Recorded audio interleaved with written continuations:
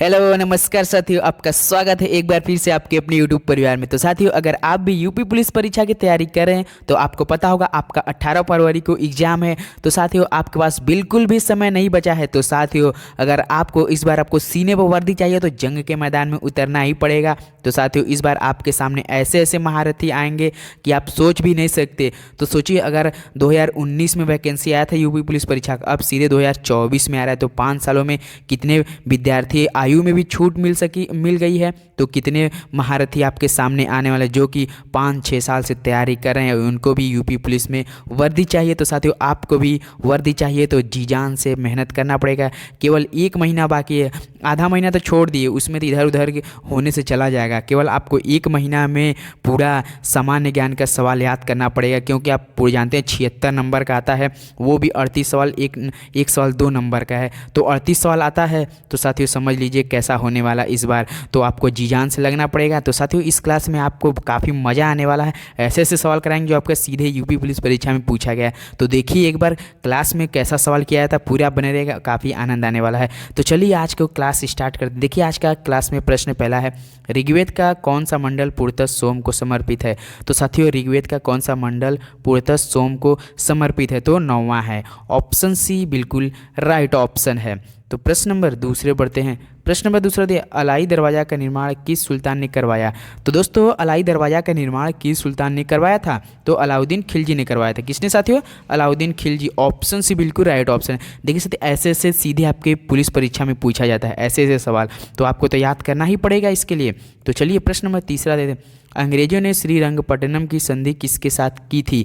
तो दोस्तों, अंग्रेजों ने श्रीरंगपट्टनम की संधि किसके साथ की थी, तो बताइए टीपू सुल्तान के साथ की थी। ऑप्शन सी आपका बिल्कुल राइट ऑप्शन है। तो प्रश्न नंबर 4 देखते हैं। प्रश्न नंबर 4 या 1857 ईस्वी के विद्रोह का नेतृत्व दिल्ली में किसने किया। तो दोस्तों, 1857 ईस्वी के विद्रोह का नेतृत्व दिल्ली में किसने किया था, तो बहादुर शाह जफर ने किया था। किसने किया था, बहादुर शाह जफर ने। ऑप्शन डी आपका बिल्कुल सही जवाब है। तो प्रश्न नंबर 5 देखते हैं। प्रश्न नंबर 5 दिया, 1905 ईस्वी में बंगाल विभाजन किस वायसराय ने किया। तो साथियों बताइए, 1905 ईस्वी में बंगाल विभाजन किस वायसराय ने किया था। तो दिमाग लगाइए, किसने किया था, तो लॉर्ड कर्जन ने करवाया था। तो ऑप्शन बी प्रश्न नंबर 5 का बिल्कुल राइट ऑप्शन है। तो प्रश्न नंबर 6 देखते हैं। प्रश्न नंबर 6 दिया, पाटलिपुत्र को किस शासक ने सर्वप्रथम अपनी राजधानी बनाया। तो दोस्तों, पाटलिपुत्र को किस शासक ने सर्वप्रथम अपनी राजधानी बनाया, तो बताइए किसने बनाया था, चंद्रगुप्त मौर्य ने बनाया था। ऑप्शन ए चंद्रगुप्त मौर्य बिल्कुल राइट ऑप्शन है। तो प्रश्न नंबर 7 देखते हैं, नालंदा विश्वविद्यालय किस लिए प्रसिद्ध था। तो साथियों देखिए, ऐसे ऐसा एक एक लाइनर का क्वेश्चन पूछा जाता है कि हम फंस जाते हैं, लेकिन हम आपको ऐसे करा रहे हैं कि आपका एक भी सवाल फंसने नहीं देंगे। पूरे 38 में से 38 आप मार के आएंगे। देखिए, नालंदा विश्वविद्यालय किस लिए प्रसिद्ध था, तो बताइए किस लिए प्रसिद्ध था, तो बौद्ध धर्म दर्शन के लिए प्रसिद्ध था। तो ऑप्शन डी आपका बिल्कुल राइट ऑप्शन है। तो चलिए प्रश्न नंबर 8 देखते हैं। प्रश्न नंबर 8 दिया, भारतीय राजनीति में 1947 ईस्वी के बाद किस महिला ने सर्वाधिक योगदान दिया। तो बताइए, भारतीय राजनीति में 1947 ईस्वी के बाद किस महिला ने सर्वाधिक योगदान दिया था, तो अरुण आसफ अली ने दिया था। किसने साथियों, अरुण आसफ अली ने दिया था। ऑप्शन है आपका बिल्कुल राइट ऑप्शन है। तो प्रश्न नंबर 9 देखते हैं।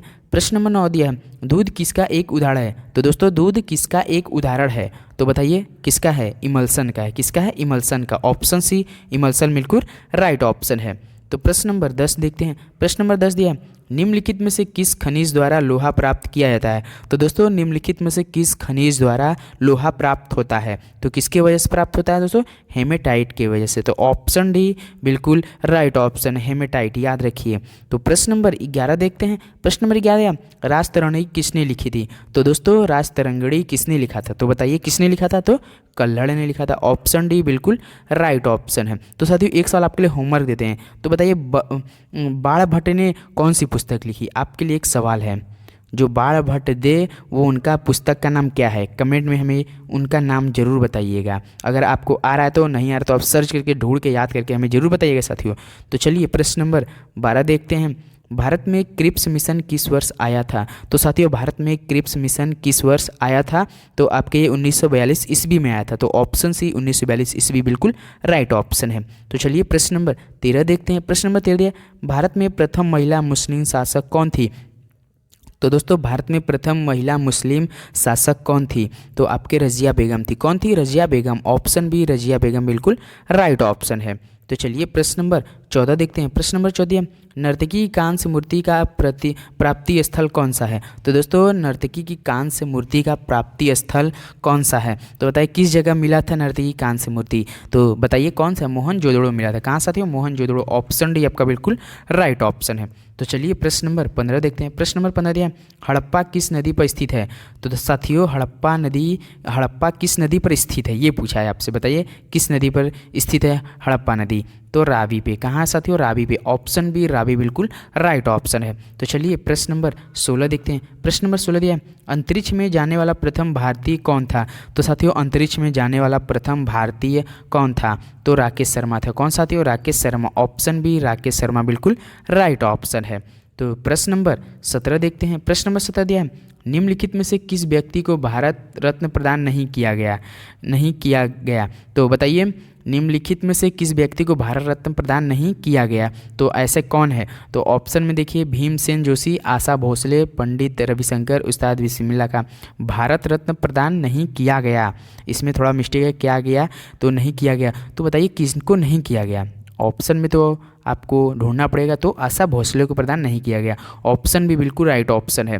तो प्रश्न नंबर 18 देखते हैं। प्रश्न नंबर 18 दिया है, अखिल भारतीय कांग्रेस कमेटी ने भारत छोड़ो प्रस्ताव कब पास किया? तो साथियों अखिल भारतीय कांग्रेस कमेटी ने भारत छोड़ो प्रस्ताव कब पास किया? तो ये कब पास किया था? 1942 ईस्वी में। कब साथियों? 1942 ईस्वी में। ऑप्शन डी आपका बिल्कुल राइट ऑप्शन है। तो चलिए प्रश्न नंबर 19 देखते हैं। प्रश्न 19 दिया है, भारत सरकार अधिनियम 1935 ने किसकी समाप्ति की? तो साथियों भारत सरकार अधिनियम 1935 ने किसकी समाप्ति की? तो आपके प्रांतीय द्वैध शासन को समाप्ति की थी। किसको साथियों? प्रांतीय द्वैध शासन को। ऑप्शन बी आपका बिल्कुल राइट ऑप्शन है। तो प्रश्न नंबर 20 देखते हैं। प्रश्न नंबर 20 दिया है, स्वराज मेरा जन्मसिद्ध अधिकार है और मैं इसे लेकर रहूँगा, यह वक्तव्य किसके से संबंधित है?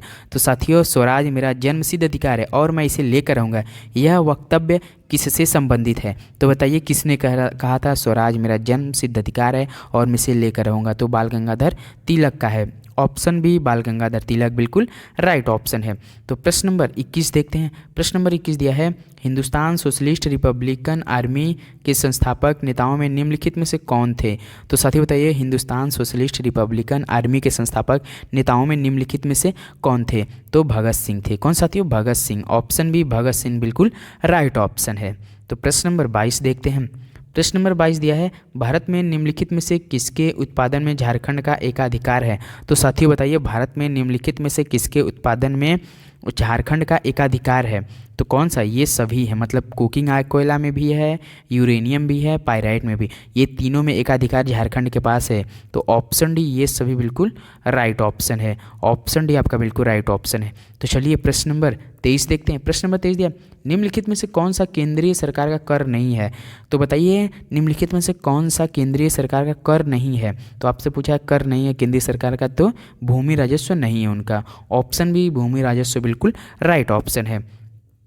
तो प्रश्न नंबर 24 देखते हैं, 31 अक्टूबर को किस दिवस के रूप में मनाया जाता है? तो साथियों बताइए 31 अक्टूबर को किस दिवस के रूप में मनाया जाता है? तो ये मनाया जाता है राष्ट्रीय एकता दिवस भी, राष्ट्रीय संकल्प दिवस। तो ऑप्शन ए भी दोनों है, तो आपका क्या हो जाएगा? ऑप्शन सी हमारा बिल्कुल राइट ऑप्शन है। तो चलिए प्रश्न नंबर 25 देखते हैं। प्रश्न नंबर 25 दिया, भारत में अधिकांश व्यक्ति किस क्षेत्र में बेकार हैं? तो साथियों भारत में अधिकांश व्यक्ति किस क्षेत्र में बेकार है? तो बताइए किस में बेकार है? कृषि में। ऐसे कैसे हो सकता है? कृषि में तो हम लोग काफ़ी अच्छे हैं, हमारे यहाँ भी कृषि होती है। तो ऑप्शन में भी दिया है ऐसे, राइट आंसर में ऐसे ही हम पढ़े तो ऐसे ही ऑप्शन में दिया है। तो साथियों ये क्या है? तो चलिए प्रश्न नंबर 26 देखते हैं। जो भी हो, लोकसभा को कार्यकाल पूरा होने के पहले किसके द्वारा भंग किया जा सकता है? तो साथियों लोकसभा को कार्यकाल पूरा होने के पहले किसके द्वारा भंग किया जा सकता है? तो बताइए प्रधानमंत्री की सिफारिश पर राष्ट्रपति। तो साथियों प्रधानमंत्री की सिफारिश पर राष्ट्रपति। ऑप्शन डी आपका बिल्कुल राइट ऑप्शन है। तो चलिए प्रश्न नंबर 27 देखते हैं। प्रश्न नंबर 27 दिया है, लोकसभा के कम से कम एक वर्ष में कितने सत्र बुलाए जाते हैं? तो साथियों बताइए लोकसभा के कम से कम एक वर्ष में कितने सत्र बुलाए जाते हैं? तो अब बताइए कितने सत्र में वर्ष में बुलाए जाते हैं? कम से कम कितनी बार बुलाए जाते हैं? तो 2 बार बुलाए जाते हैं। कितनी साथियों? 2 बार। ऑप्शन भी आपका बिल्कुल राइट ऑप्शन है। तो चलिए प्रश्न नंबर 28 देखते हैं। प्रश्न नंबर 28 है, भारत के प्रधानमंत्री किस सदन के प्रति उत्तरदायी होते हैं? तो साथियों बताइए भारत के प्रधानमंत्री किस सदन के प्रति उत्तरदायी होते हैं? तो ये होते हैं लोकसभा के। किनके होते हैं? लोकसभा के। ऑप्शन है आपका बिल्कुल राइट ऑप्शन है। तो चलिए प्रश्न नंबर 29 देखते हैं। प्रश्न नंबर 29 दिया है भारतीय संविधान में कितने आर्टिकल्स हैं? तो साथियों बताइए भारतीय संविधान में कितने आर्टिकल्स हैं? तो पूरे आपके 395 हैं। कितने हैं साथियों? 395 हैं। तो ऑप्शन भी आपका बिल्कुल राइट ऑप्शन है। तो चलिए प्रश्न नंबर 30 देखते हैं। प्रश्न नंबर 30 दिया है प्रकाश भी किरणों की प्रकृति किसके समान होती है? तो साथियों बताइए प्रकाश भी किरणों की प्रकृति किसके समान होती है? तो ये आपके किनके समान होती है? तरंग तथा कण के समान होती है। ऑप्शन सी तरंग तथा कण बिल्कुल राइट ऑप्शन है। तो चलिए प्रश्न नंबर 31 देखते हैं। प्रश्न नंबर 31 दिया सर सीवी रमन को नोबेल पुरस्कार किस क्षेत्र में प्राप्त हुआ था? तो साथियों बताइए सर सीवी रमन को नोबेल पुरस्कार किस क्षेत्र में प्राप्त हुआ था? तो उनके भौतिकी के क्षेत्र में प्राप्त हुआ था। किसके क्षेत्र में साथियों? भौतिकी क्षेत्र में। ऑप्शन डी आपका बिल्कुल राइट ऑप्शन है। तो प्रश्न नंबर 32 देखते हैं। प्रश्न नंबर 32 दिया है निम्नलिखित में से किसमें कार्बन नहीं है? तो साथियों बताइए निम्नलिखित में से किसमें कार्बन नहीं है? ऑप्शन देखना है और इसमें आपको ढूंढना है कार्बन नहीं है। तो देखिए हीरा, ग्रेफाइट, कोयला, तो किसमें कार्बन नहीं है? तो इन सब में तो कार्बन होता है, तो इनमें से कोई नहीं हो जाएगा। ऑप्शन डी बिल्कुल राइट ऑप्शन है। तो चलिए प्रश्न नंबर 33 देखते हैं। निम्नलिखित में से कौन सा अम्ल सिरके में उपस्थित है? तो साथियों निम्नलिखित में कौन सा अम्ल सिरके में उपस्थित होता है? तो बताइए कौन सा? एसिटिक होता है। कौन सा साथियों? एसिटिक होता है। ऑप्शन बी एसिटिक बिल्कुल राइट ऑप्शन है। तो चलिए प्रश्न नंबर 34 देखते हैं। प्रश्न नंबर 34 दिया है निम्नलिखित में से किस जनजाति का संबंध नीलगिरी पर्वत से है? तो साथियों बताइए निम्नलिखित में से किस जनजाति का संबंध नीलगिरी पर्वतों से है?